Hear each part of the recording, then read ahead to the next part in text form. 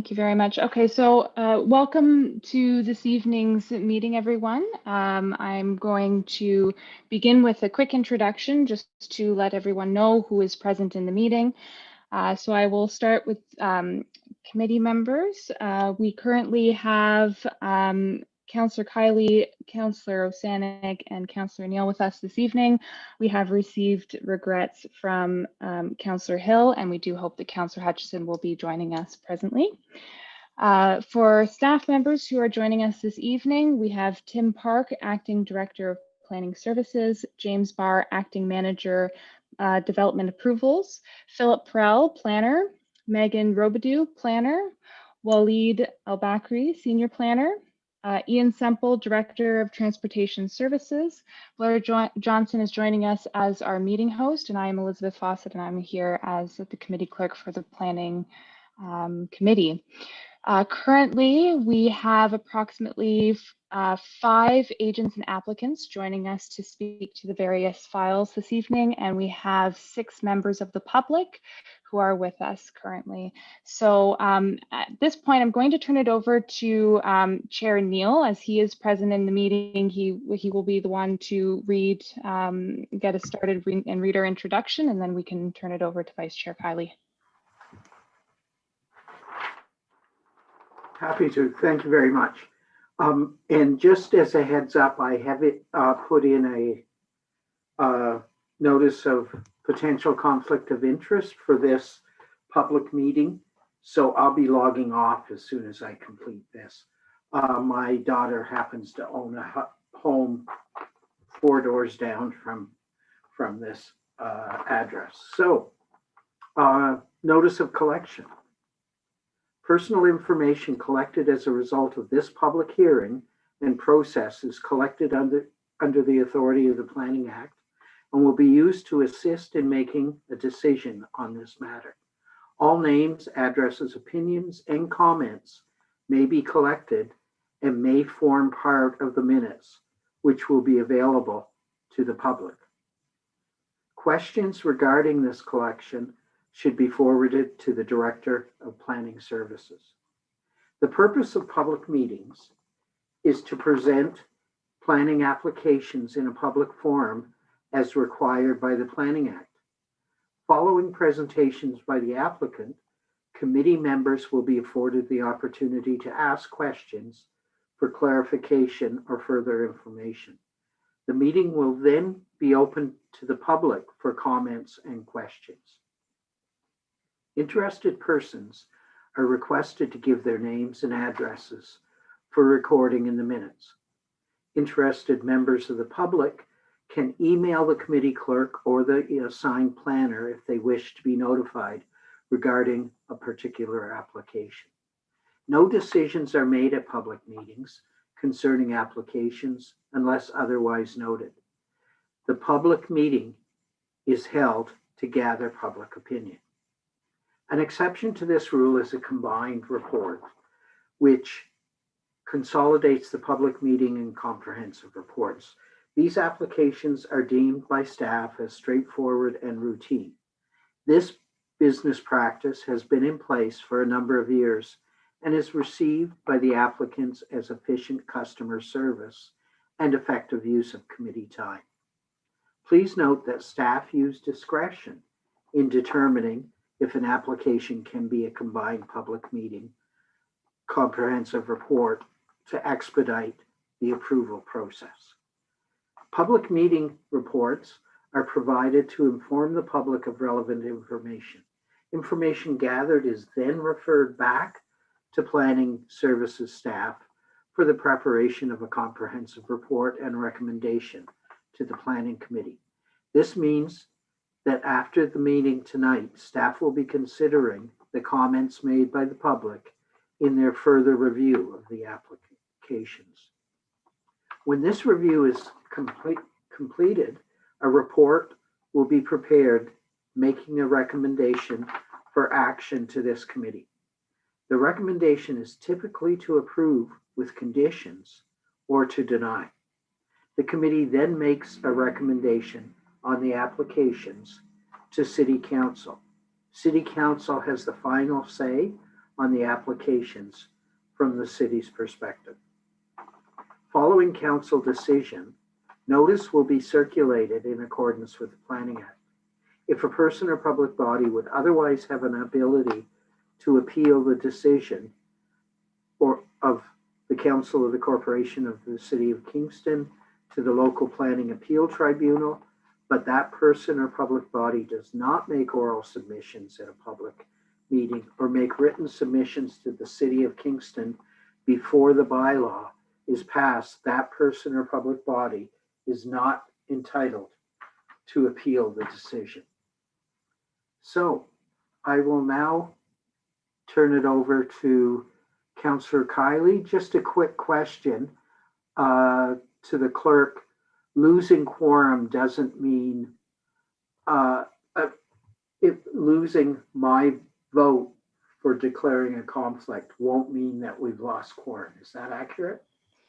That is correct, Mr. Chair. In the event that a member has a pecuniary interest and we happen to, quote, lose quorum, we are not losing quorum for the meeting, as you will be returning once the matter is dealt with. Excellent. Just text me when it's over. Thank you very much. And so I'll now turn it over to Vice Chair Kiley. Thank you very much. Thank you, Mr. Chair. Thanks, Councillor Neal. We'll see you in a few minutes. So good evening, everyone. I am now going to read the notice for the public meeting, which is held pursuant to the Planning Act.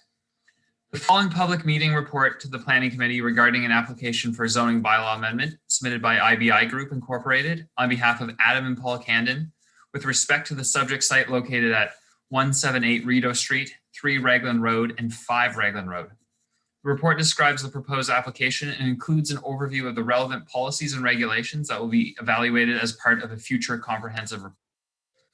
The applicant is proposing to retain the existing single unit dwelling containing 4 bedrooms at 5 Raglan Road on its own parcel, while the existing 3 unit dwelling at 178 Rideau Street and 3 Raglan Road is proposed to be demolished and be replaced with a 3.5 story 6 unit dwelling containing 9 to 10 bedrooms in total on a separate parcel from 5 Raglan Road. As the 2 separate parcels are intended to function as a single entity in terms of its zoning considerations, a single zone is proposed to encompass both properties. The whole site will accommodate 7 residential units in 2 separate buildings with a total of 13 or 14 bedrooms. The applicant is proposing the following changes which are encompassed in the zoning bylaw amendment. To recognize the existing lot location of the single unit building, municipally known as 5 Raglan Road, provide bicycle parking for all 7 units with an alternative vertical storage configuration, a parking reduction from 7 required spaces to 4 spaces with slightly reduced dimensions, reduced front yard setbacks, a slightly higher lot coverage than permitted, an increase to the maximum permitted density, a reduction to the required amenity space with a modified configuration, reduced length for accessible parking spaces and the related access aisle, a split parking configuration, and reduced setbacks for projections on the deck or porch. This proposal will also be subject to site plan control due to increasing number of units beyond 4. So we're going to call this public meeting to order. And first matter, I'll turn it to staff, rather to the applicant's planner to comment further. Thank you.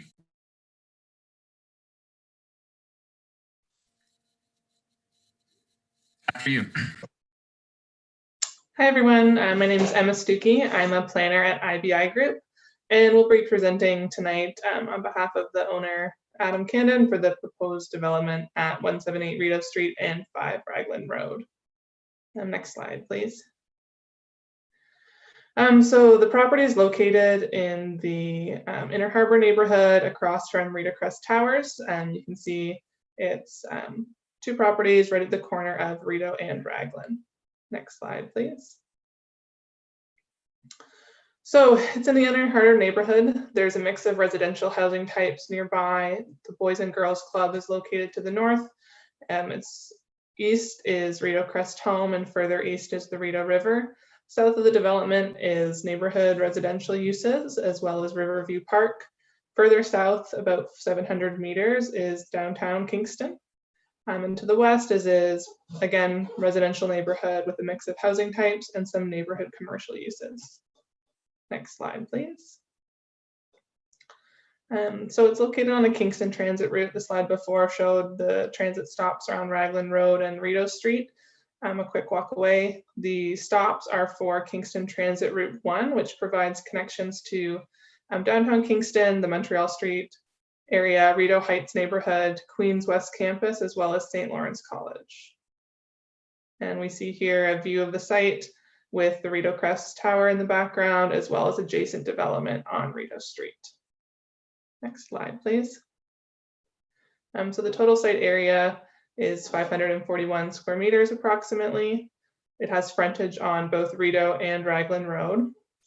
5 Raglan Road is developed with a single unit. It contains 4 bedrooms, and 178 Rideau Street is shown in red here. There's currently 0 separation between the buildings, and access to the property right now is provided directly from Rideau Street. As you can see, the gravel parking area in the rear of the dwelling, as well as over a right-of-way over 7 Raglan Road, which you can see just to the left there of that photo, and parking area is provided in the rear yard there. Next slide, please. So the owner is proposing to demolish the existing 3-unit dwelling at 178 Rideau Street. That was the lower section shown on the slide before. And they're proposing to construct a new 3.5-story 6-unit dwelling at 178 Rideau. The intention is to preserve the existing house at 5 Raglan Road. It's in really good condition, so wanting to preserve that.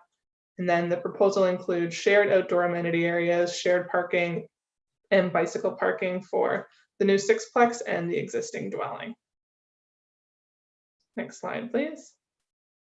So here are some site stats that we can come to. There will be a total of 14 bedrooms in the new building. So amenity space, 2 parking spaces proposed on Rideau Street and 2 proposed in the rear yard of Raglan Road. Next slide, please. So here's the site layout that's proposed. So as I was discussing, 2 parking spaces directly off of Rideau Street, 2 parking in the rear at 5 Raglan, 2 separate amenity spaces for the existing house at 5 Raglan and for the development at 178 Rideau. The shared bicycle parking and garbage storage is proposed between the 2 houses, the existing dwelling and the proposed, and then landscaped amenity space in the rear. The primary entrances for the new 6-unit dwelling will access onto Rideau Street, and then we'll continue use of the right-of-way over 7 Raglan Road to access rear parking. Next slide, please. So in designing this, we've been through a few design iterations with staff leading up to this concept. There are a lot of things on the site to consider, primarily wanting to maintain the existing dwelling at 5 Raglan Road, shown here in red. As well, there's a hydro pole at the corner, and having to maintain the required setbacks from the corner, as well as to considering the optimal parking configuration, giving quite a narrow turning radius in and out. We did test the parking to make sure that these 2 spaces proposed in the rear yard are functional, as well as considerations for a city-owned tree shown in red here in the right-of-way, and wanting to keep the existing access from Rideau Street. So parking is proposed there to be maintained, making sure we've got functional parking spaces in the rear for 5 Raglan, and then providing the required amenity area, as well as bicycle parking and shared garbage storage. Next slide, please. So here are the proposed elevations.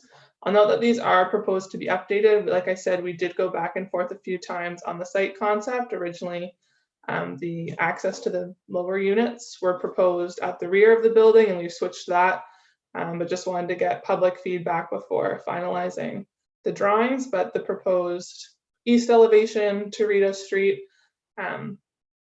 is shown like this, sort of with mix of materials, about 3.5 stories in height, and the windows as shown. Next slide, please. So here's proposed from the west and south, again to be updated. So these Doors showing on the west elevation currently are proposed on the sides. So this would be, yes, not as shown, but similar in the scale to give everyone a sense of scale and massing. Next slide, please. So we're requesting a zoning bylaw amendment to permit the 6-unit dwelling, to recognize the existing conditions of the dwelling at 5 Raglan Road and establish certain site-specific performance provisions. Next slide, please.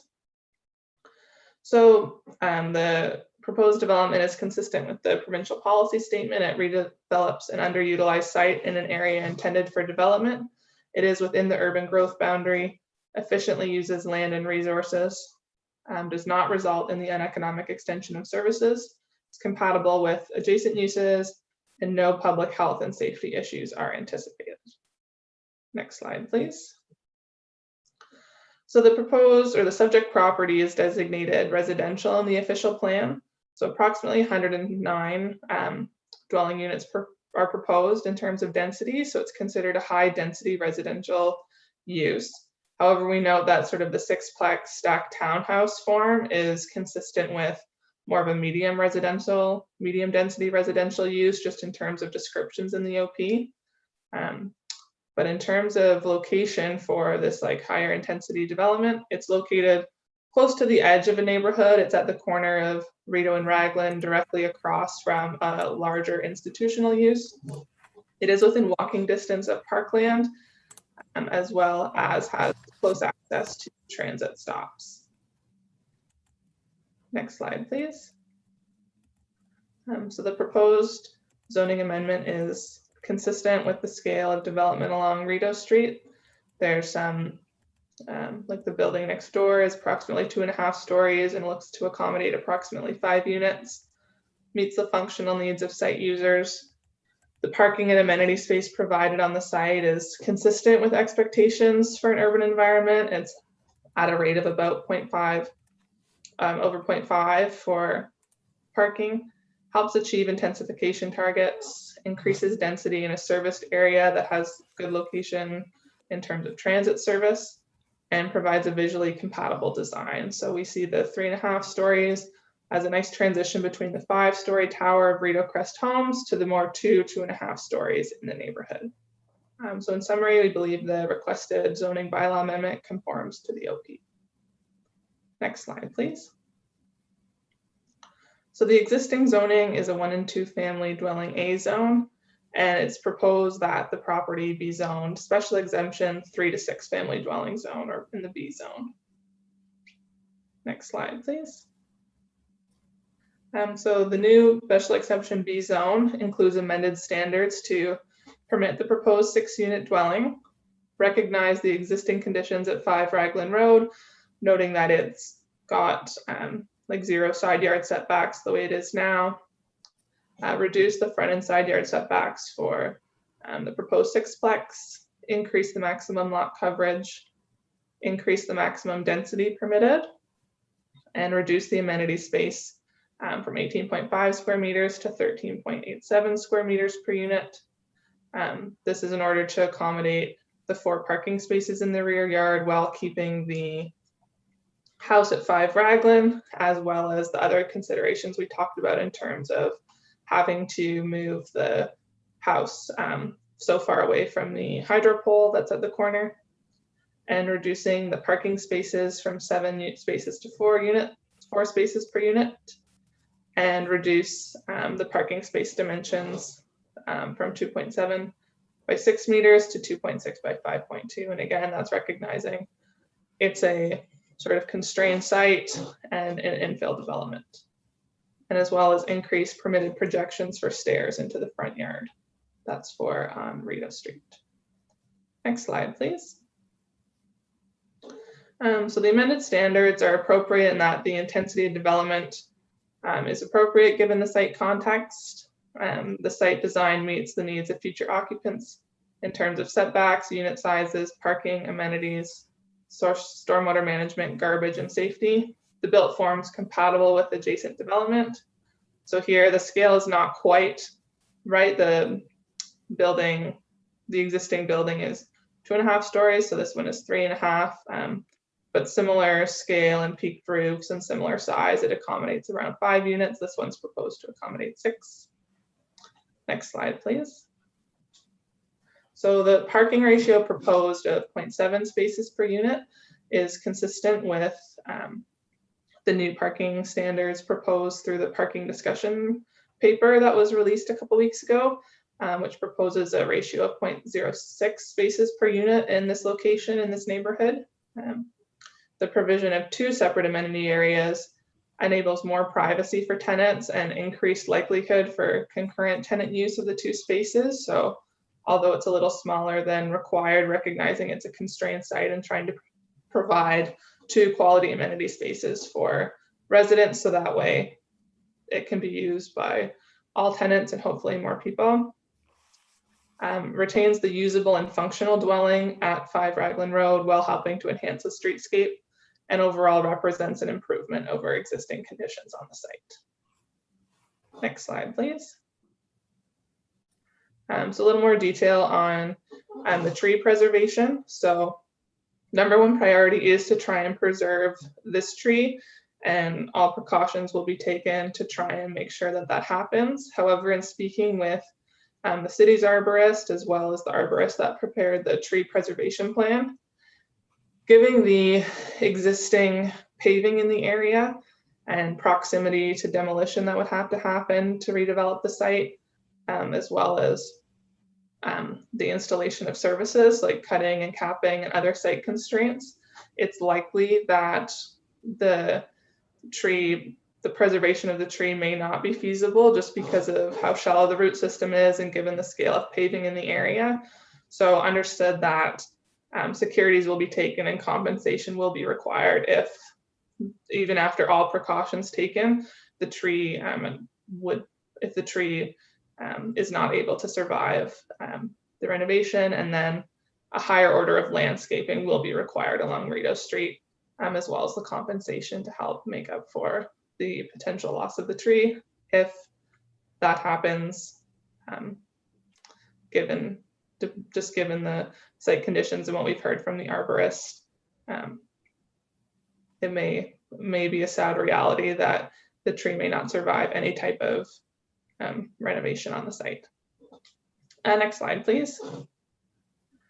So in summary, we do believe that this proposed development is consistent with the policies of the provincial policy statement, conforms to the intent of the OP, and is compatible with surrounding land uses. Next slide, please. So yes, now we'd like to take any questions and comments. Thanks so much, Ms. Stuckey. I'll turn it to staff first for their comment pertaining to provincial standards. Through you, Mr. Chair. I would like to say that the application at hand here has received 6 pieces of correspondence from 5 different individuals. And I also would like to say that notice was given in accordance with the Planning Act through newspaper signage, newspaper notice, signage on site, and notice through mailing. And of course, always available on Dash as well. Thank you very much. Excellent, thank you. So for those of you just tuning in, we're in a public meeting concerning the property just presented. What will happen is myself and Councillor Osanek will have opportunity to ask questions to the applicant. They will respond as the questions come in. Then when we go to questions for the public, each member of the public will have 5 minutes to ask questions or make comments. All questions will be tabulated by the proponent, and then Ms. Stuckey or perhaps the applicant himself will be able to respond en masse. So that's how it's going to happen. There'll be a back and forth with committee, then to the public, and then after the public have asked their questions and have them answered, then we'll go back to committee. So that's the general flow of where we're headed. So Councillor Osanek, I'm going to put you on the spot. You're the other committee member here tonight. Would you like to start? I guess it's a good thing, Mr. Chair, I have some questions. Excellent. The 2 of us. So, okay, thanks for the presentation. For the 4 parking spots, when there's 2 parking spots on Rideau Street, how does that work? Like, so that means that the owner of this new building is going to be paying for on-site like for that on-site parking permit. I thought all of Rideau Street, to park on Rideau Street, you needed that $80 per month on-street parking permit. So I don't understand how 2 spots of parking are going to be on Rideau Street.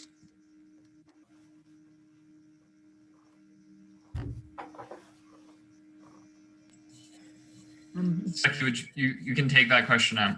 Okay, sure, yes. So through you, Mr. Chair. So sorry, I think maybe a little miscommunication there. Parking is not proposed directly on Rideau, but it's accessed off of. So the cars would pull in off of Rideau into a parking area on the subject property. So there's 2 spaces off of Rideau.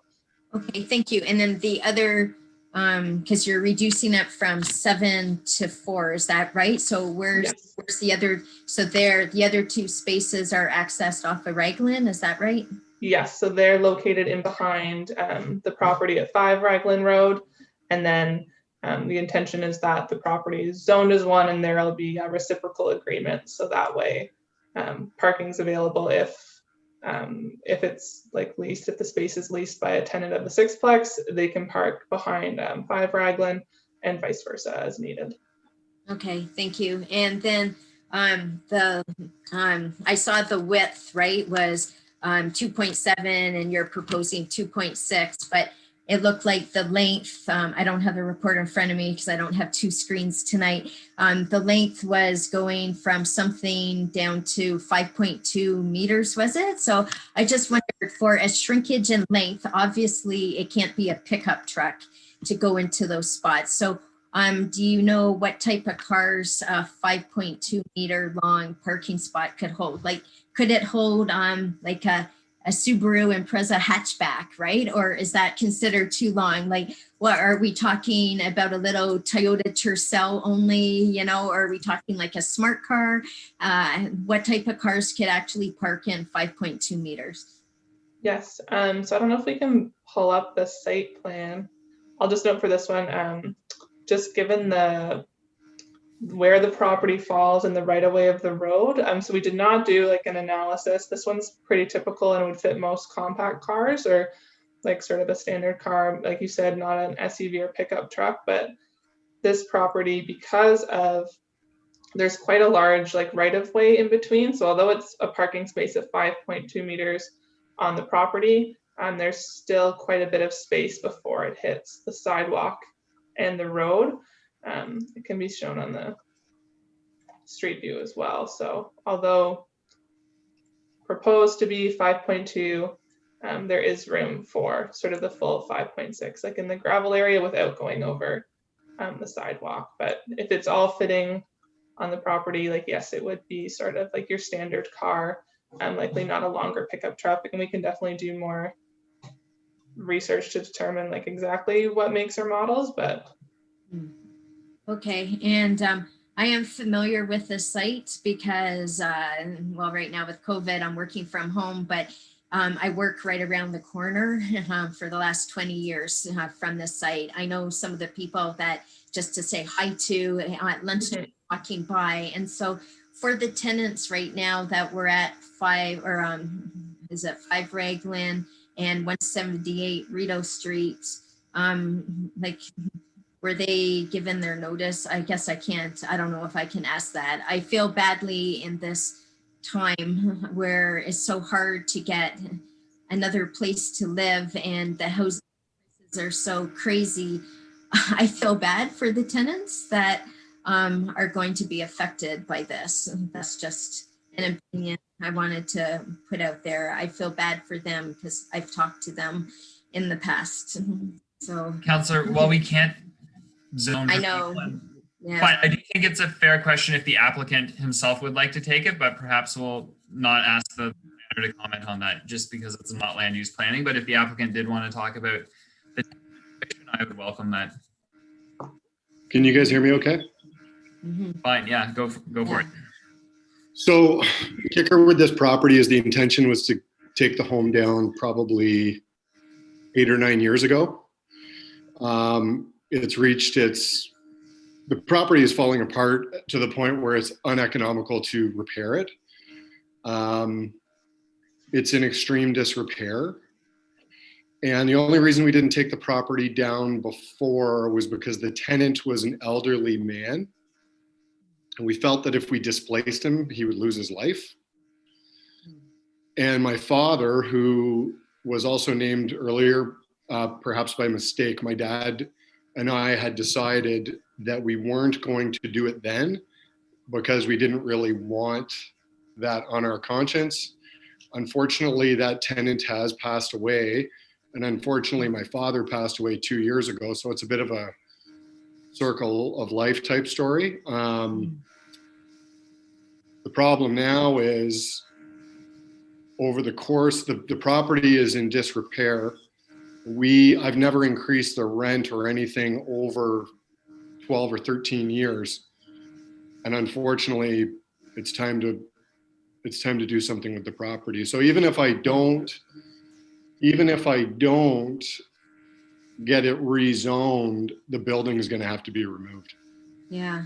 So, Okay. I don't want to put it. Yeah. I just wanted to make that comment. So thank you, Mr. Candon. Thank you. So I guess, I also know that trees are lacking in that immediate area, right? I do know though that I think it was the city planted 2 trees right across the street from the site on Wrangling. I think they planted it, was it last fall? I think it was last fall, 2 trees. And so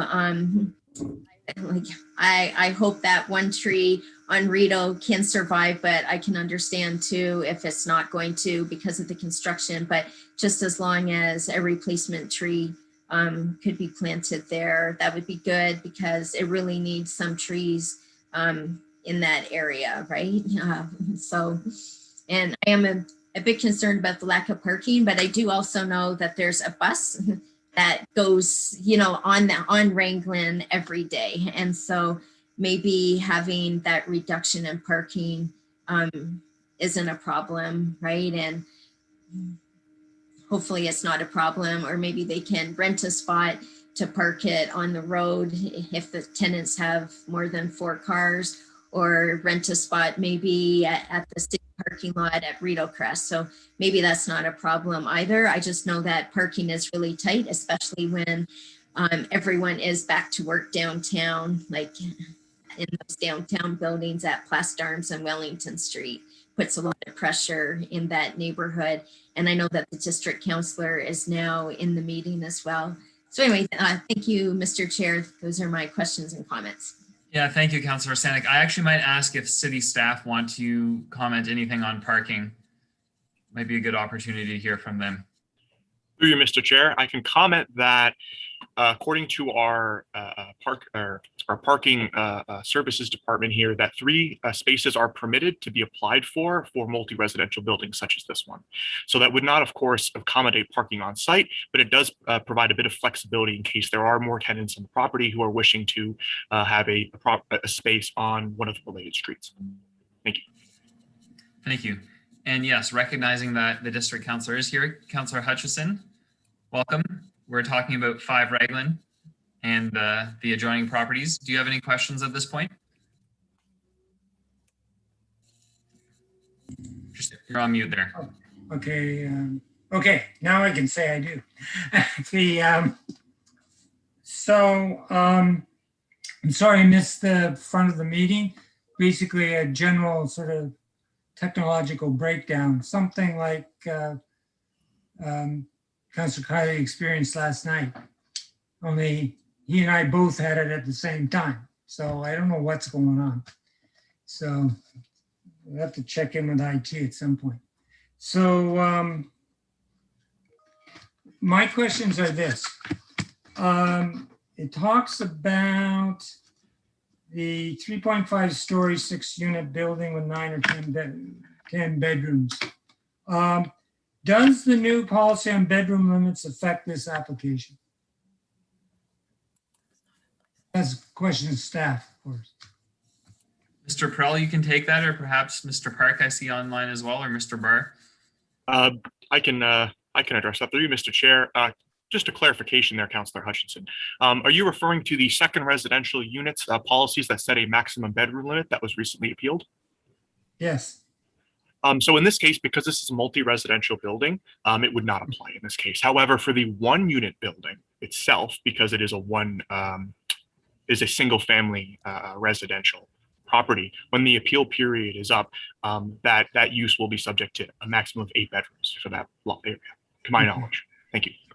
Okay, but that's not applicable in this case either, because it has 4 bedrooms, right, at the moment? Correct. It is below the 8 limit. Yes, sir. Yeah, yeah.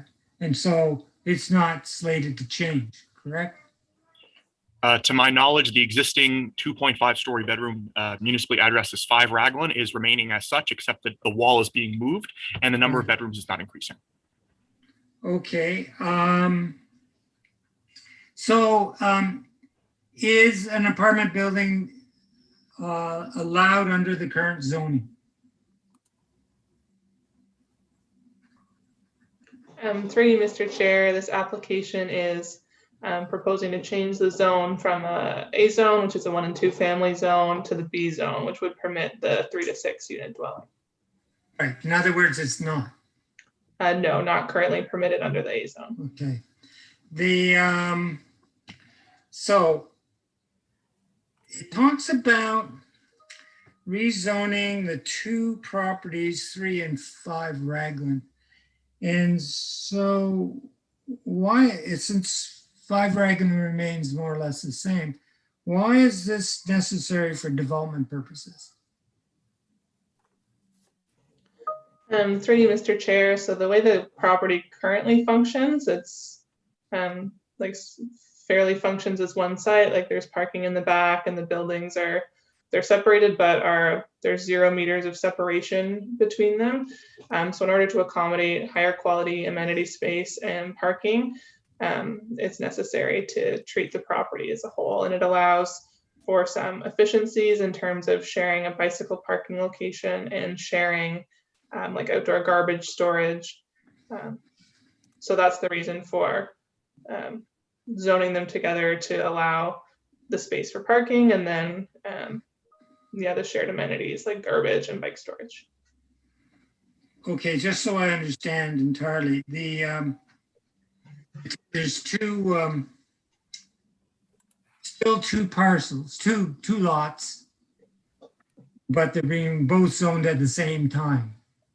Yes, that's correct. Does that sum it up?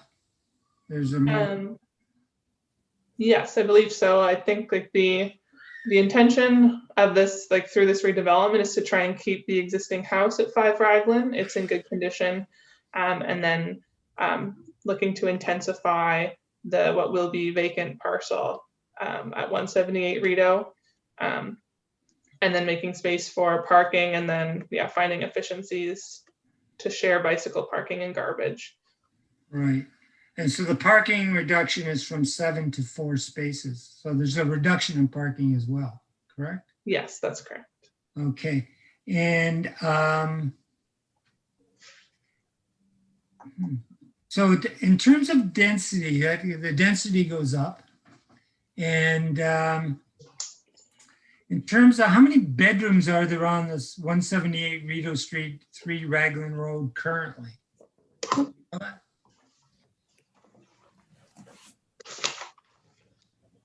Through you, Mr. Chair. So there's currently 4 bedrooms in that side, and then 4 in 5 Raglan. And then 10 are proposed through the new application in the 6-plex. So it goes from, okay, for 178 and 3, it goes up by 2 bedrooms. Did I follow you correctly there? So there will be, we're proposing 10 bedrooms in the proposed 6-plex at 178 Rideau, and there's currently a total of 4 bedrooms there.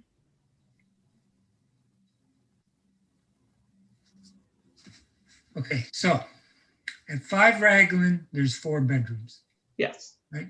So I'm not asking about that, okay? What I am asking about is I just want to know what the increase in bedrooms were for the 178 3 Raglan. Yes, so as I understand, there's 4 in that one as well, 1 in 178 Rideau, 3 and 3 Raglan, and then we're proposing 10. Okay. That's what I couldn't quite track. Okay. So, okay.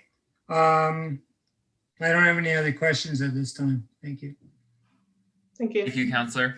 Through you, Mr. Chair, I'm a colleague of Emma's, and I just wanted to chime in on one of Please. Councillor Hutchinson's questions about the properties. And as Emma addressed the question, we are zoning the properties as one, but part of the reason they will remain as 2 separate parcels is because they each have individual services, and as per the Utilities Kingston bylaw, you can only have 1 connection per lot. So I would say ordinarily we would probably merge the parcels and then it would make everything a little bit more straightforward. But in order to keep the separate connection, the existing connection, and then have a new connection for the proposed dwelling, they will stay as 2 separate lots legally, but essentially the site will function as one and operate as one. Thank you, Councillor Hutchison. Did you have a follow-up to that? No, that's good. Okay, so thanks for the context, Ms. Wortman. And now we will turn to members of the public. Madam Chair, can you let us know how many folks would like to participate at this point? Thank you, Mr. Vice Chair. So at this time, we currently have 8 members of the public with us. What I'll do is I'll let them know that at this time, if they'd like to participate, if they have any questions or would like to make some comments on the file, we will require you to use the raise hand function in Zoom. This can be located at the center of your screen by moving the mouse over the Zoom window. And Mr. Vice Chair, I do see that we have at least 1 hand up here. So I'm going to ask Pierre Poufal if he would like to unmute himself to speak to the committee. Perfect. And I'll just quickly interject. Sorry, Mr. Poufal. Please state your full name and address just for the records. And a reminder that you'll have 5 minutes. And then anyone that would like to speak after you will speak after you until we've exhausted that list. And then Ms. Stuckey and Ms. Wortman will have an opportunity to reply to your comments or questions. So that's the little procedure that we're following here. Thank you so much. My name is Pierre Poufal, and I reside at 17 Raglan Road. I just want to thank Emma for that presentation. It was really informative. I think the plans look nice. I think the architectural elements really would accent the neighborhood. My question really isn't so much a question other than a comment and probably a concern with the reduction of parking spots in an area that's already fairly congested with parking issues, especially in non-COVID times. I think that's already been spoken to. And just as a resident in the neighborhood with Rideau Street home right down the street from us, that also puts a lot of parking pressure on this block in Raglan.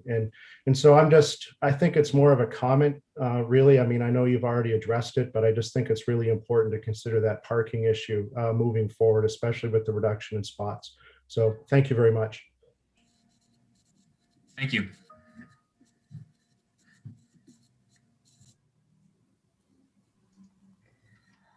Mr. Vice Chair, I don't see any hands, so perhaps we could do a final call if there's anyone else who would like to speak to the current file. If you could please raise your hand in Zoom now so that we may call on you. And I do have another hand, Mr. Vice Chair. So this is Christy Pettingill. Ask her to unmute herself, please. Hi there. Again, I think my concerns are along the same lines of what other people have spoken about in terms of parking. So I live right at the corner of Raglan and Bagot, which is just a few houses down from where this is proposed to be built. And this parking on this stretch is very challenging, and most families in this area either don't have parking or have like a single vehicle parking spot. And so to have family or friends over, it's challenging. We're also competing with employees from Rideau Crest that use our parking, and wintertime becomes a challenge as well. So I think just, and again, speaking to neighbors, that seems to be like one of the biggest concerns is just parking. And I know I've done some research in terms of what the new parking proposals are. But I still just think knowing the number of bedrooms and tenants that are likely to be there, I have a feeling there's going to be a huge void in that parking. So that's of concern. And then I think also just knowing that we want to make sure in this neighborhood that it does fit in, and the height and setbacks are a little bit scary to hear. So we just want to just wanted to bring that point up. Anyway, that's just a concern overall. Ms. Pettengill, can I just ask for your full address, please, so we can have it for the files? That'd be good. Yeah, 511 Bagot Street. Thanks so much.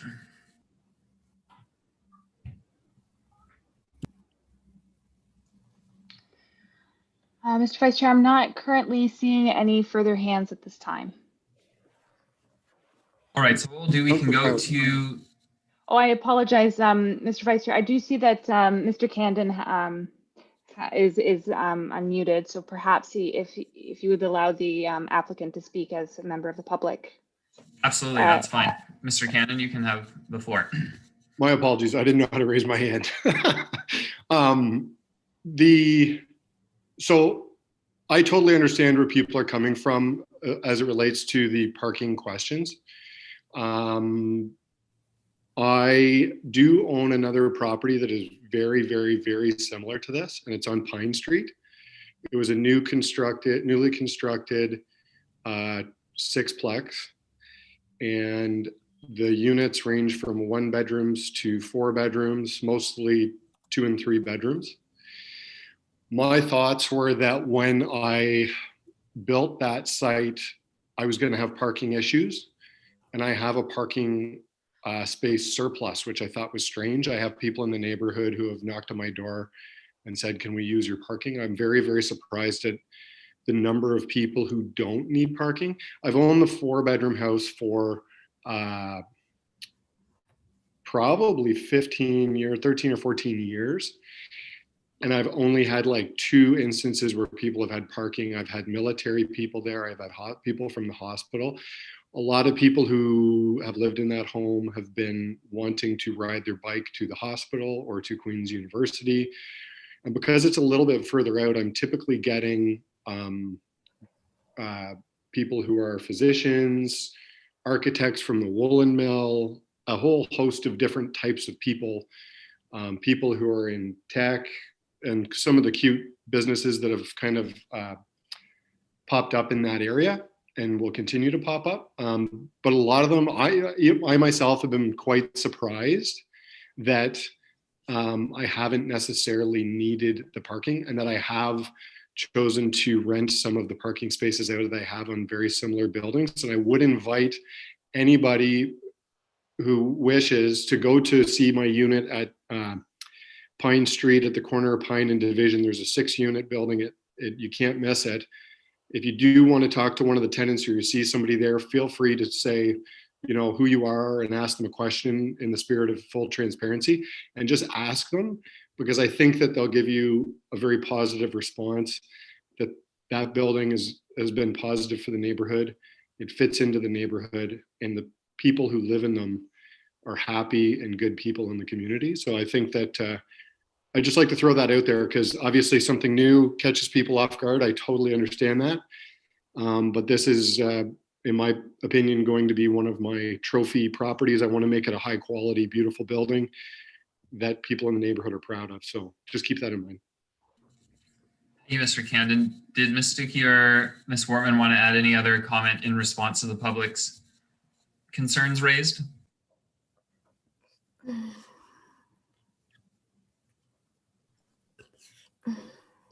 I'll just chime in. Yeah, I think Adam, as the property owner and based on his experience, has sort of addressed the parking matter. But I guess from a more technical perspective, we did do, as required, a parking study that the traffic engineers looked at the supply and considered the other factors. But having heard the concerns, it's definitely something I think Adam is familiar with sort of some of the other options, as Councillor Sanic offered, that you can apply for parking passes and such. So some things to explore and discuss further. And it was nice to hear that the design was generally well received. And yes, as with anything in terms of height and setbacks, it's always hard to sort of see it on paper and then try and visualize what it's going to look like on the street. But based on our experience, we do think it is compatible, and as Adam stressed, will enhance that corner and actually provide a really nice sort of urban design feature at the corner of the street there. So we just want to say thank you for everyone participating tonight and for your comments and questions. And Emma, did you have anything you wanted to add? No, I think that's good. Thank you to everyone again for coming out, and yes, we will review. Just before you leave, I'm going to ask the clerk one more time. Madam Clerk, do we have any other members of the public here? Mr. Vice Chair, we do have other members of the public here. However, no one else has raised their hand at this point. Okay, thank you. So with that, I will declare this. Oh, no, committee. Sorry, my apologies. There's another round for Councillor Hutchison or Sanic or myself to ask any further questions or make comments at this time before we close the meeting. Yeah, Councillor Hutchison. Oh, thanks very much. Thank you, Mr. Chair. One, I just want to emphasize with staff that the concerns about parking by the neighborhood commentators is well justified. I know the area quite well, and my mother lived at Rito Crest there for a number of years, and I had to find parking there consistently. So that should be taken very seriously by the planners, since you're cutting the amount of parking. So the other thing is, I believe I saw the bicycle storage provision, and I don't know if it was asked about before, but I'll raise the question of whether this storage comes with locking mechanisms. Through you, Mr. Chair, the exact design of the bicycle storage hasn't been finalized yet at this point, but I do believe it is the intention to make sure that the bicycle storage is secure, so that way people feel comfortable using it, as well recognizing too that it's quite popular for people to want to take them in their units, but would like to provide like the outdoor option. Right. Okay, so I'm not going to kid around. The chances of if it doesn't have it, his bikes will get stolen. Okay, it will. Yes. Yes. Yeah. Sorry. Sorry, I apologize. Go for it, Ms. Stuckey. I was just going to say through you, Mr. Chair. Yes, the intention is that the outdoor bike parking will be secured. Still exploring those options as we work to finalize the proposal, and that can definitely be addressed through site plan. Thank you. And I was just going to recognize that Mr. Perel has his hand up. Thank you. Through you, Mr. Chair. I just wanted to confirm what Emma was saying earlier there, Councillor Hutchinson, where it is a requirement in our zoning bylaw that these bicycle parking spaces are required to be secured. So they will have to be secured in order to achieve approval. So do not worry about that requirement. That is accepted and expected. Good. Thank you very much.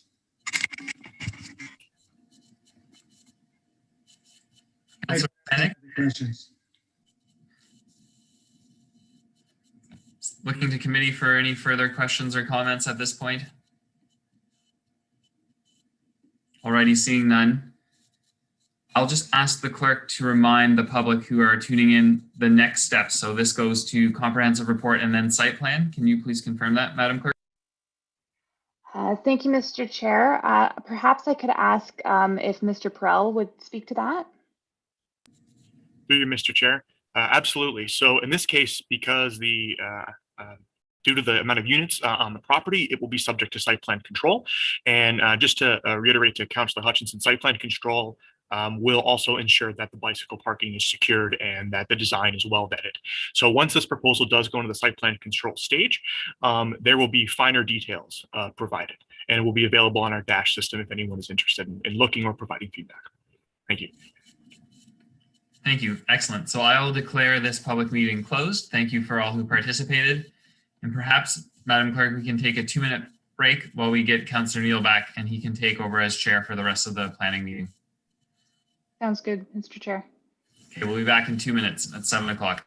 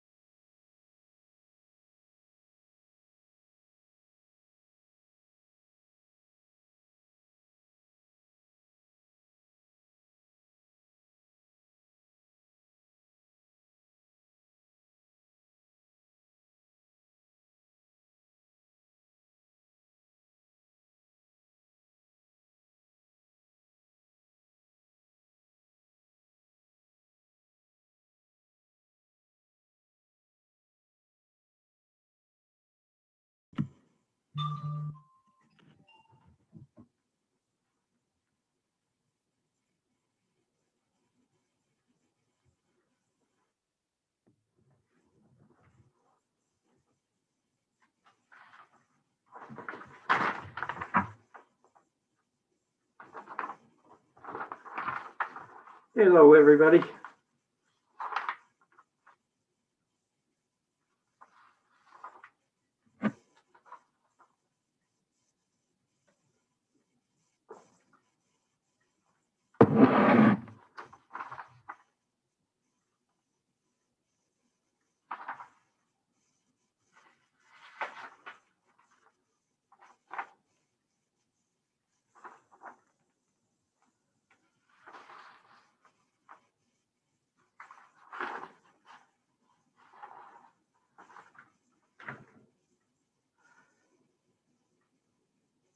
Hello, Elizabeth. Just give me thumbs up when we're ready to go. Thank you. Mr. Chair, there's Councillor Kiley right now, so we should be good to go. I will just confirm for you that the public meeting has been closed. We do still have quorum, and I will also let you know that we have at least 5 members of the public with us currently. Great. Thank you very much. I will call our regular Planning Committee meeting to order. We need an approval of the agenda. We have a mover and a shaker. Councillor Kiley, Councillor Sanik. All those, I'm sorry. Sorry, Mr. Chair. I just wanted to remind you of the addendum as well, please. Yes, thank you very much. There is an addendum, which I always forget to mention. So we will call the question on approval of the agenda. All those in favor? Carried. Confirmation of minutes. We have 2 sets of minutes from our May 20th and May 27th meeting. Are there any questions or issues with minutes? Seeing none, we'll put them together and have a mover and a seconder. Councillor Hutchison to move. Councillor Kiley to second. All those in favor? Carried. Disclosure of pecuniary interest. Seeing none, we have no delegations, we have no briefings. I will begin with a brief business statement. This portion of the meeting is open to the public. The city has initiated a new process in which members of the public will have the opportunity to speak for up to 5 minutes on comprehensive reports presented before the Planning Committee. Those wishing to provide oral comments at this meeting will be invited to do so. If a person or public body would otherwise have an ability to appeal the decision of the Council of the Corporation of the City of Kingston to the local planning appeal tribunal, but that person or public body does not make oral submissions at a public meeting or make written submissions to the City of Kingston prior to the bylaw being passed, that person or public body is not entitled to appeal the decision. So Our first of two, I believe we have tonight, is concerning 1316 and 1318 Princess Street. And it does have a recommendation before us. Hello, Megan Robideau. The floor is yours. Good evening.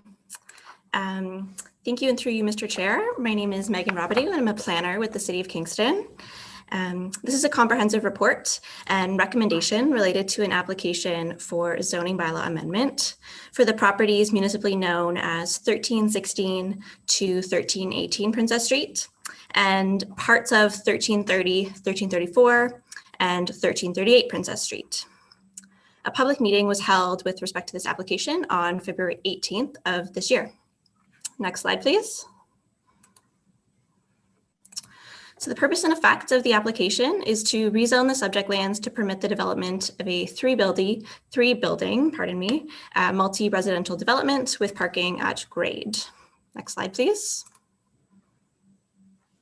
The subject lands are situated on the south side of Princess Street between Hillendale Avenue to the east and Portsmouth Avenue to the west.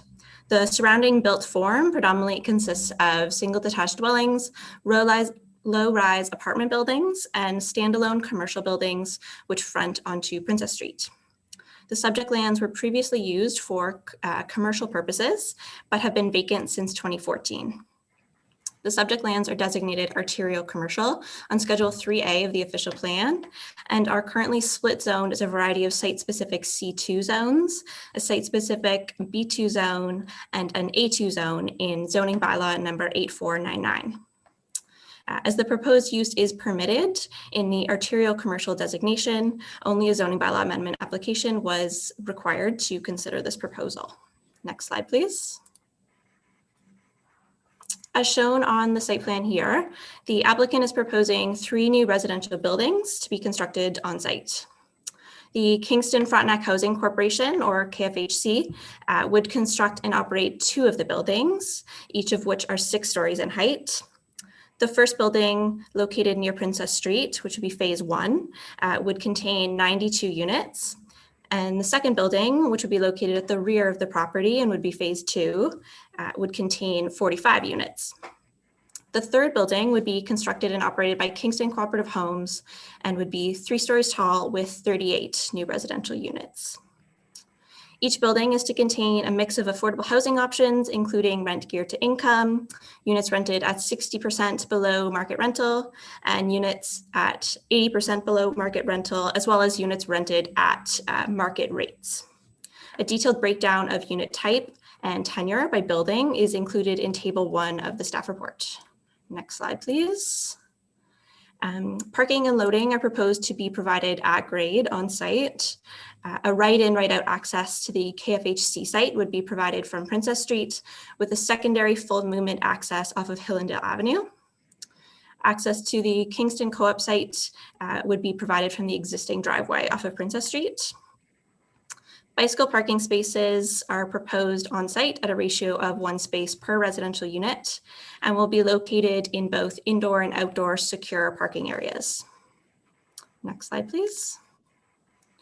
So as responded to in staff's report, 6 pieces of written correspondence were received related to the application. Since publishing the report, 4 additional pieces of correspondence have been received from 3 different individuals. This new correspondence has been reviewed by staff and has been addressed by the revised plans. Comments were received regarding building orientation and proximity to Princess Street. To mitigate the potential for adverse effects on the streetscape, the proposed 6-story phase 1 building does have a 6-meter setback from Princess Street, which is greater than those that are typical in Williamsville, which have ranged from 1 to 0 meters. And it's also important to note that the proposed development was supported by a noise study, which examined the impact of transportation noise sources that would be adjacent to these proposed residential units, specifically looking at acceptable levels of noise in the evening hours in accordance with provincial regulations.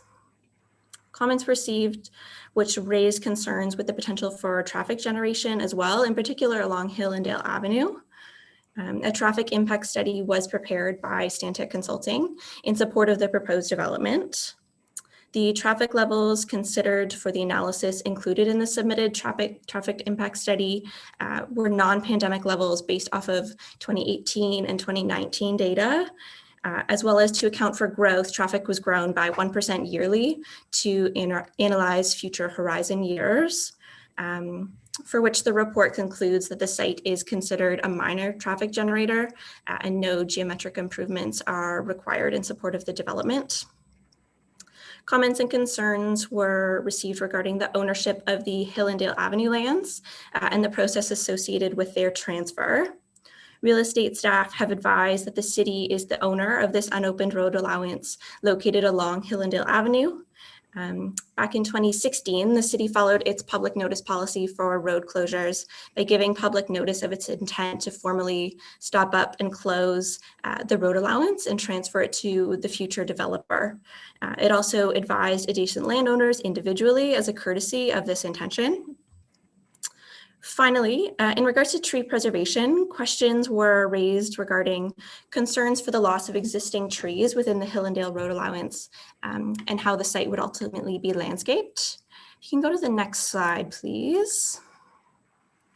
So staff have recently actually received the site plan control submissions for both the phase 1 KFHC building as well as the Kingston Co-op building, which include both proposed tree preservation and landscape plans.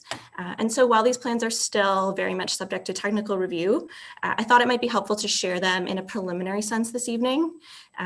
So as you can see here, 5 trees are proposed to be retained in the area of the Hillendale Avenue driveway, along with 2 other existing trees adjacent to the future courtyard space. Next slide, please. Approximately half of the Hillendale portion of the lands, the northern portion, would have to be paved to provide the required access to the site, but the southern portion would remain landscaped with new vegetation introduced here, as you can see on the proposed landscape plan. The applicant is currently proposing twice as many new trees as those which they are proposing to remove. And although, of course, it will take some time for these trees to grow and mature, ultimately this proposal would be adding to the urban canopy on a site that will remain stable in the long term, which is consistent with the objectives of the official plan. Next slide, please. And then here we can see the Kingston Co-op site. There are 6 existing trees proposed to be removed in the northeast corner where the future parking lot is proposed. And 55 new trees of varying species and size are proposed to be added to this particular portion of the site. Next slide, please. The proposed low-density residential development is appropriate and adds to the range of dwelling unit types and tenures available in the city of Kingston. A recommendation of approval is before the committee. It's staff's opinion that the application for zoning bylaw amendment is consistent with the provincial policy statement and conforms to the official plan. An amending bylaw has been prepared with the amendments to the zone provisions. As I've mentioned, this proposal will be subject to site plan control, for which applications have recently been submitted for phase 1 of the KFHC site and the new Kingston Co-op building. With that, I'm happy to answer any questions you may have here forward. We do have various staff members and members of the applicant's project team in attendance this evening, so I'm happy to direct questions appropriately as they are received. Thank you. Thank you very much. And I will just mention that there are on our edits, I believe, some new correspondence that people may wish to look at. So I will turn now to members of the committee. You're more than welcome to ask questions of staff or the proponent. And when we get to the motion or the recommendation stage, you'll have an opportunity to speak to make broader comments. So who would like to speak first? Yes, Councillor Osanek, the floor is yours. Thank you, Mr. Chair. Through you, just concerning the trees and reading the letters that are part of correspondence, then for the site plan I appreciate that more trees are going to be planted on the site. Can we request like underground water sprinklers to ensure the survival of those trees as part of consideration of site plan? Thank you, and through you, Mr. Chair. That's certainly a consideration that we can take to the applicant through the technical review process for the site plan control applications, and have some further discussion with our forestry staff as well to get their input in terms of what would be appropriate for the long-term maintenance of the landscaping works on the site. Thank you very much. Thank you. Any other questions? Yes, Councillor Kiley. Related to that, actually, there is a comment, I believe, Ms. Robideau, that five trees are being retained between the property and Hillendale. Can you tell us how many are coming down? I don't know why the number just caught my attention. 5 seem to be very few in relation to what's actually currently there. Sure, thank you through Mr. Chair. So within the area of the Hillendale Road Allowance, there are 13 existing trees, 4 of which are noted to be in poor condition within the submitted tree inventory. I will also note that all of those 13 trees that are existing within that particular area along the Hillendale Road Allowance are either Manitoba maple or Norway maple. And these are actually not native species in the city of Kingston. The Norway maple in particular is listed as a species that's not, I just want to make sure I get the term right here. It's on the restricted species list. Just want to make sure I got that right. And that's as a result of its tendency to dominate the canopy. So actually in removing some of these trees and replacing them with trees that are on the recommended tree species list, it provides an opportunity to more positively and sustainably provide for the urban canopy within the city, as I said, on a site that's anticipated to remain stable over time. Thank you for the context. Thank you. Thank you.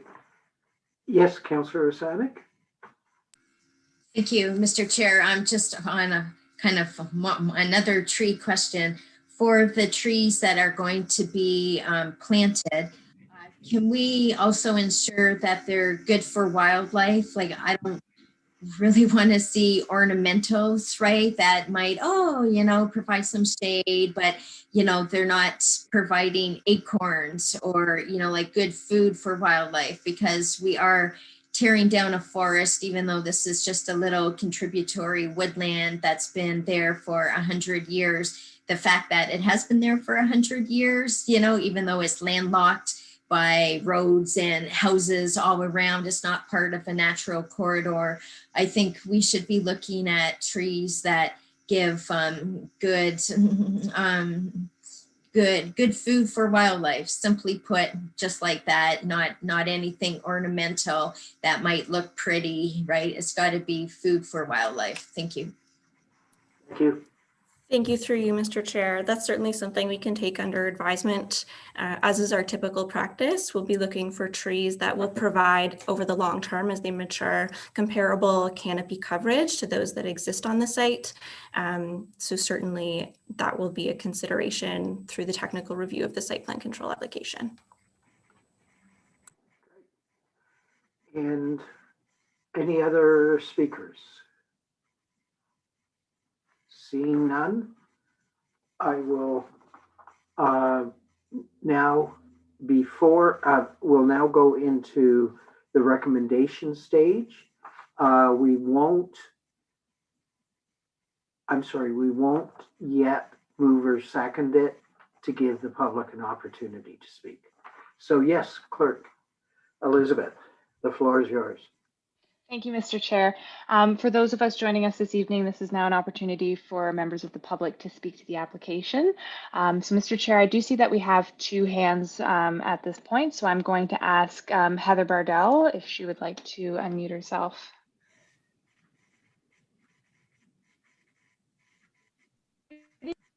evening. Yes, I would. I have a question. Can you all hear me? Yes, we can. You may want to move a little bit closer to All the right, mic. super. Why did they base? Move a little bit closer to the mic. Why were the traffic numbers for Hillendale based on March break numbers? The traffic numbers that they took are unrealistically low. So any increase of 1% per year is an absolute lowball. It's a lowball number compared to what it is right now. Right, as of the March break numbers, 2016, because they didn't mention that one, at peak time, there were 58 cars an hour going south, 63 north. This week, on one day, between 7:40 and 8:40 in the morning, which I would call peak time, there were 132 cars going south and 150 cars going north. In the traffic numbers that we looked at the report, there was absolutely no mention of cars turning left from Hillendale onto Princess Street.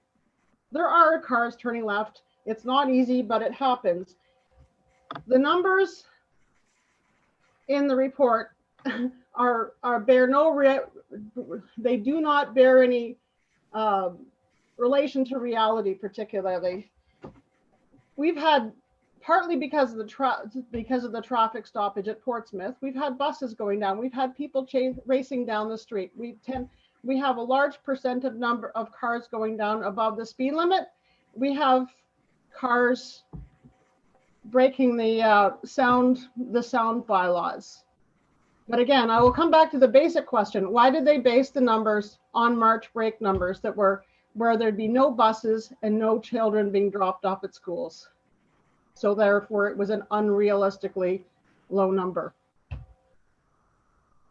Thank you, Ms. Bardell. I should have mentioned before, the public, each person who wishes to speak is given 5 minutes, but the questions are done collectively at the end of the public session.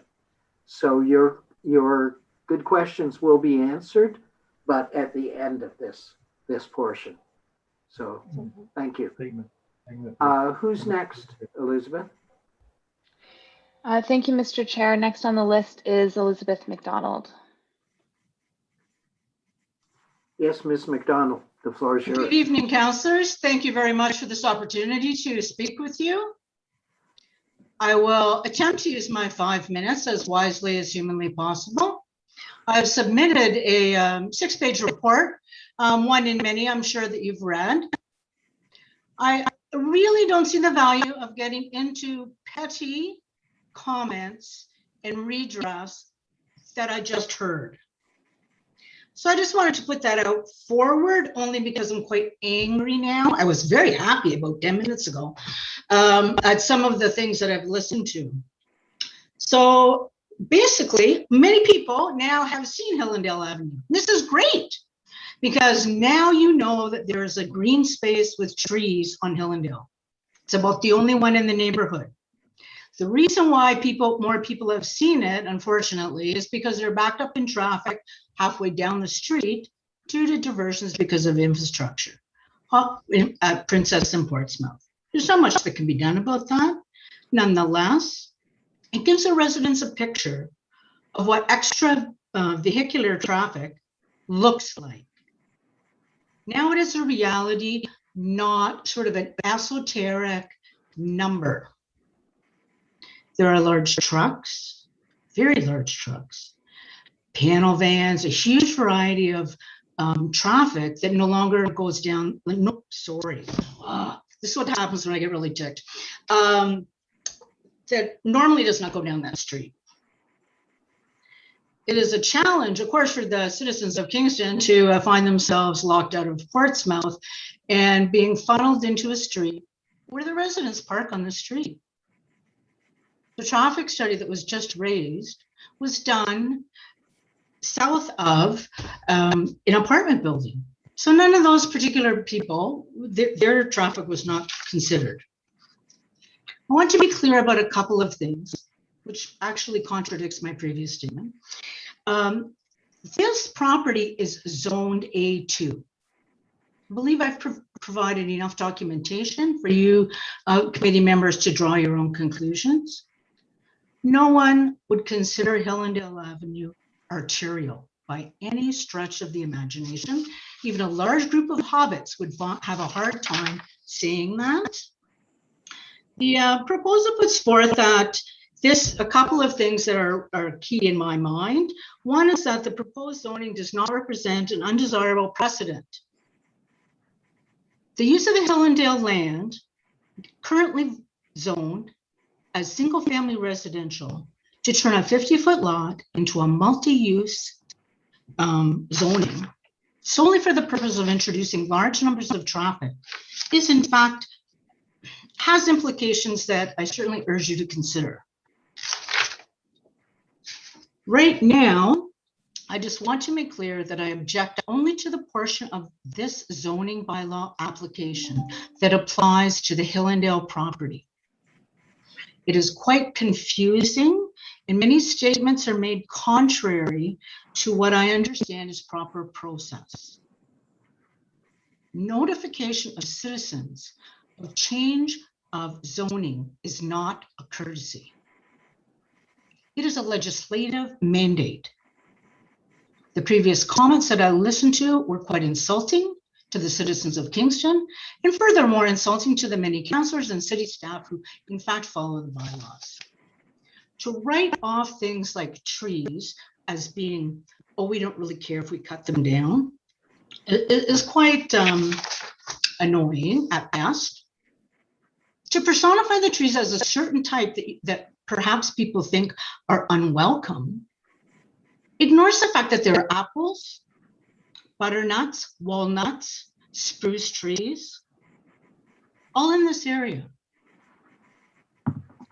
And, you know, before I really talk myself into a frenzy, I think I will just end with that and say thank you very much for your hard work.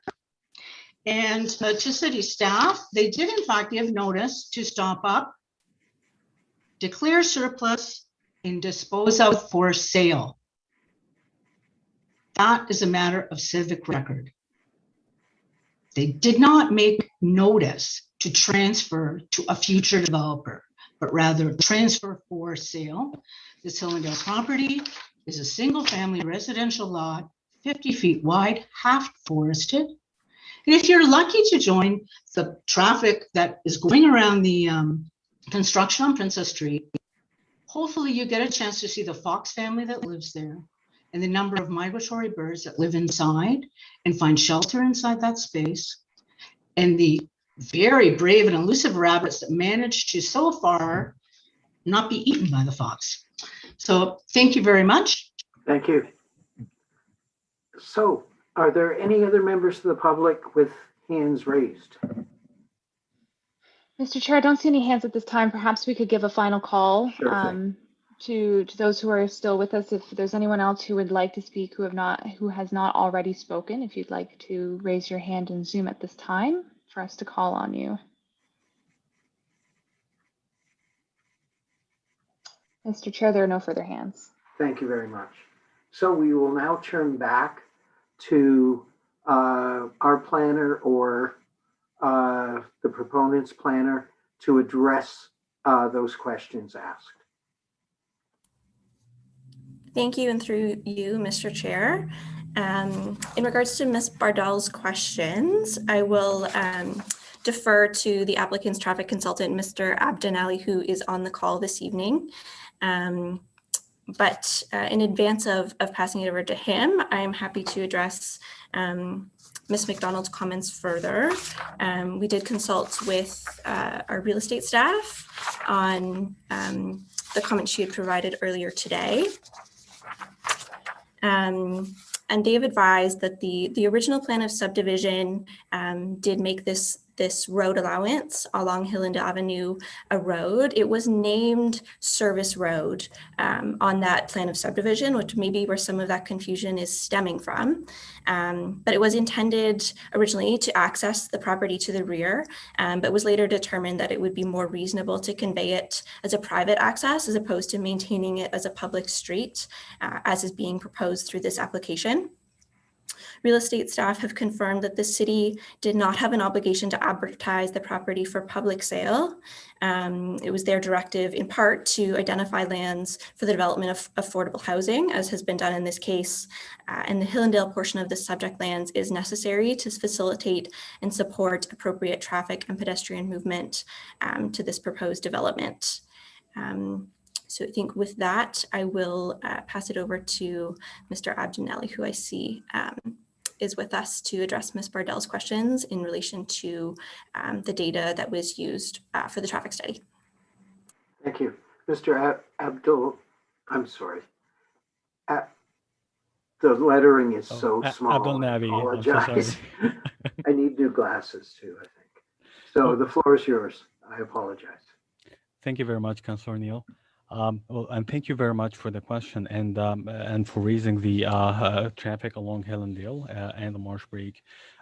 Our traffic data is typically, or for the different intersections used, have been collected between 2016 and 2018. I apologize, and 2019, and we have done a balancing exercise to be able to add in the different or the differences between the different intersections and add these as additional traffic volumes accessing the roadways. Although it might have not necessarily been added to specifically Hillendale or the balancing between the intersections, what ends up happening is these or this additional traffic gets added along Princess Street, which minimizes the available gaps for any traffic using Hillendale. We have actually conducted a full intersection signalization warrant exercise for all of the studied horizon years, and we have concluded that a signalization is not warranted. In fact, with the volumes we have studied, the signalization is warranted of up to is reaching 47% of roughly of the threshold requirements. And I hope this answers your question. But generally, it is expected. Princess Street is quite a heavy corridor for east-west traffic, and the unfortunate part is that it's not reaching the threshold for signalization. And at the same time, the delays typically for traffic would depend on what's happening at the nearby intersections when drivers are able to get a gap to be able to perform the movement, depending on the intersection to the east, which is the Food Basics intersection, as well as the one to the west, Portsmouth Avenue. Generally, as well, the traffic or generated by the development is assumed to be minor just because of the type of the development being proposed. And although it's anticipated that there will be delays likely in the far future, but these delays, unless we reach the threshold to require a traffic signal, we can't introduce a signal at this location. And currently there are alternative access routes as well. But until a signal is warranted, signalization can be happening at this location. And one thing as well to add, and there are potential future plans in the far future along Princess Street that are currently being studied in the city. There is potential for introduction of transit infrastructure. That infrastructure may require signalization. That concludes. I do hope I answered your question, and please feel free to let me know if anything is not clear or you require or need additional clarification. Thank you. Thank you, Mr. Abdul Nabi. I think I got it that time. I appreciate it. Thank you. We will now go back into the committee. This is an opportunity for you to ask further questions or make comments, and then I'll be asking for a mover and a seconder for the recommendations. Are there any further questions that have arisen? I have one if Vice Chair Kiley could kindly take. I would, and I recognize you. Thank you. Just a very quick question regarding traffic again. there was some mention of sometimes heavier traffic using it as a through way when traffic is delayed on Portsmouth. Is there any way that the city could make a recommendation that would minimize or discourage that kind of drive-through area? And that would be part of site plan, I believe, wouldn't it? Thank you, and through you, Mr. Chair, I'll ask if Mr. Abdonali, or as well, we do have Mr. Semple, the Director of Transportation Services, Excellent. with us this evening. So if he has anything else to add on that point, please do feel free. Mr. Semple. Good evening, and through you, Mr. Chair. Yes, I think the transportation study that was done for the site speaks to the needs that are required specific to the site and the site's redevelopment. Some of the discussion and the question that you just posed as it relates to, I think, traffic and traffic usage overall in the neighborhood. That is part of the city's responsibilities as it relates to neighborhood transportation study and design. And we could consider and look at those pieces as part of that broader work. I appreciate that. I'm just curious, is there a recommendation or something that could be done about the periodic use of that street when Portsmouth is backed up? Through you, Mr. Chair, I think some of the conditions that we're seeing right now as it relates to use of Hillendale is really a condition because we have the intersection at Princess and Portsmouth closed because of the major reconstruction work that's underway by Utilities Kingston. So those conditions and those conditions are temporary in nature and are not part of what the site would have considered in its transportation work or changes that we would require based on that development. Thank you, and I will take for the chair back. Back. Thank you. Any further questions or comments? Seeing none, if we have somebody to move and second the recommendations, Councillor Hutchison has moved. Is there a seconder? Councillor Osanek, thank you. Are there any further comments or questions before I call the motion? Seeing none, I will call the question. All those in favor? And that's carried. Thank you very much. So we will move on to our second and last business item tonight, which is in regard to 585 Union Street. And who would like the chair for this one?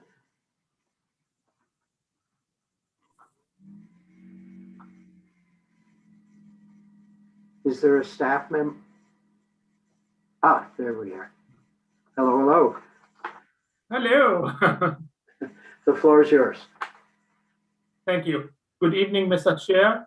My name is Walid Al-Fakri. I'm a planner of the City of Kingston. This is a comprehensive report for an amendment to zoning bylaw number 8499. A public meeting was held in respect to this application back in January of 2021. Next slide, please. So the goal of this application is to allow for the creation of 4 residential units at 585 Union Street. Next slide, please. So as we see on the slide, the subject property is located on the north side of Union Street, and it is located between Young Street to the west, which you can see here, and Gardiner Street to the east. It has an area of approximately 850 square meters, and it has an irregular shape. And there's about 16 or 16.5 meter frontage on Union Street. As we speak, there are 2 residential units on the site, and the car exit is from Union, and it's to the west of the existing 2 dwelling units. And also there's a 1.5 wide walkway from Union that actually allows people to access the 2 units. Next slide, please. And we see here we have 2 photos, one of the frontage, and the frontage along Union is not going to change, it's going to be the same.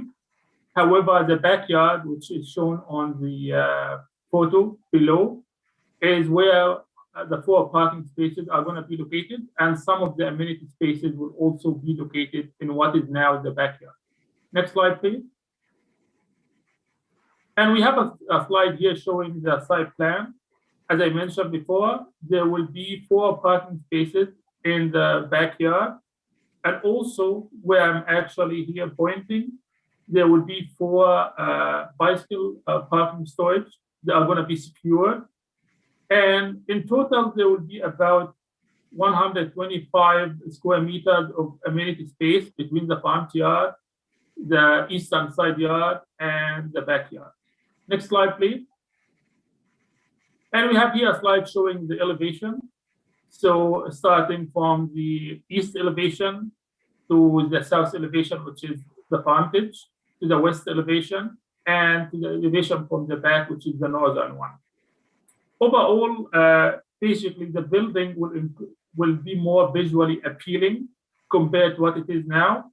And this will be accomplished by including some features such as windows, as we can see, doors. There will be doors on the west side, and also the reverse gable on the west side here where I am pointing. Next slide, please.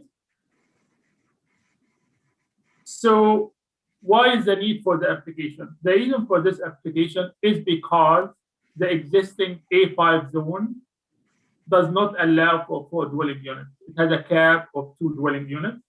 And that's why a zoning amendment to a site-specific A5 is required. The site-specific provisions are related to 9 standards that are shown on the slide. And I'm going to pause here for about 30 seconds or so you can read them for yourself.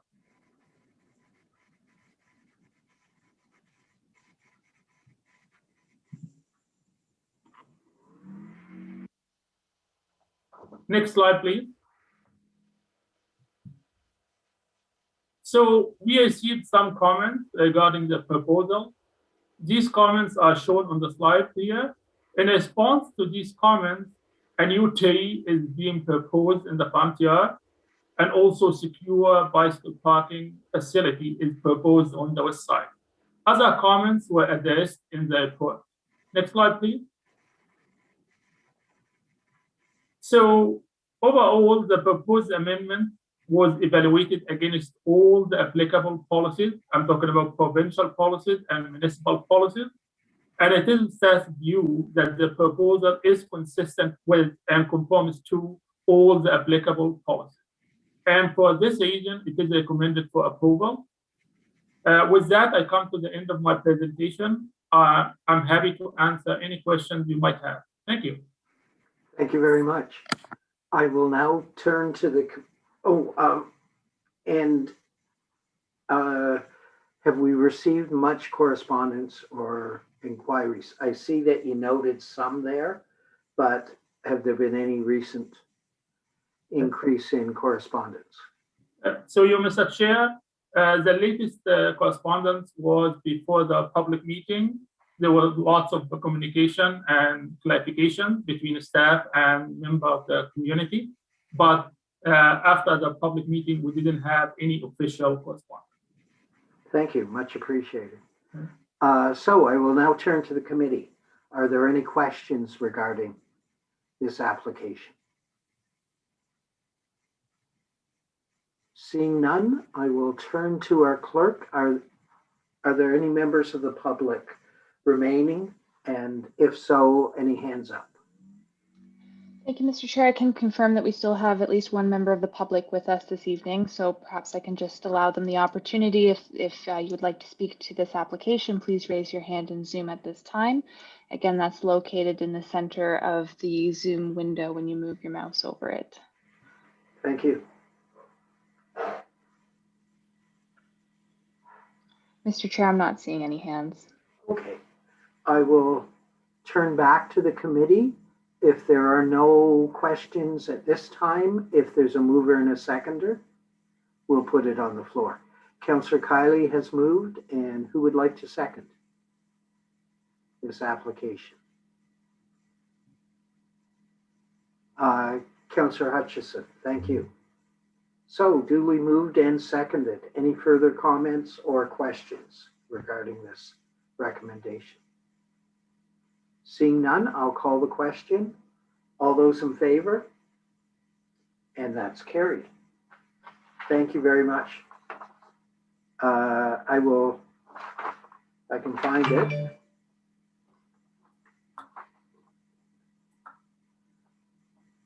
Here we go. Sorry about that. I mislaid the piece of paper.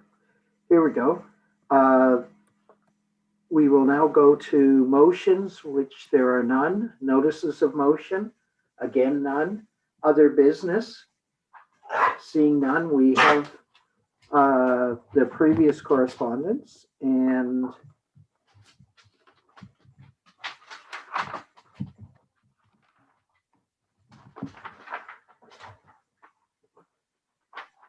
if the clerk could help me, I've managed to shuffle my pages here. No problem, Mr. Chair. We have received the correspondence both on the agenda as well as the addendum, and the date of the next meeting is going to be Wednesday, June 23rd at 6 o'clock, and this will be our special meeting. Thank you very much. You would make an excellent counselor. I appreciate that. So I will see if anybody wishes to move adjournment. Yes, Councillor Osanek, Councillor Hutchison, all those in favor? That's carried. And thank you very much to staff and the public, although I believe there's only one left. So thank you. Take care.